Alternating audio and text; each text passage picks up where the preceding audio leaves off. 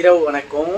பாண்டிச்சேரி அறம் சார்பில், பாண்டிச்சேரி அறம் நிஷா அக்கா சார்பில், பாண்டிச்சேரி தமிழ்நாடு அதித்தி அறம் சார்பில் இன்னைக்கு என்ன சொல்ல வரேன்னா, இந்த பையன் வந்து எங்கள் பாண்டிச்சேரி அறம் சார்பில் நிஷா அக்கா சார்பிலும், இப்போ நான் தமிழ்நாட்டில் இருக்கேன், என் வீட்டில் தான் இருக்கான்.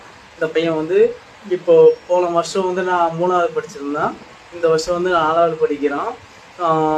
என்னென்னா இன்னும் வந்து நல்லா படிக்கணும், நிறையா பசங்களை படிக்க வைக்கணும் நானும் ஆசைப்பட்றேன், எங்கள் அக்காவும் ஆசைப்பட்றாங்க. இந்த பையன் வந்து இப்போ சொல்லுடா தம்பி.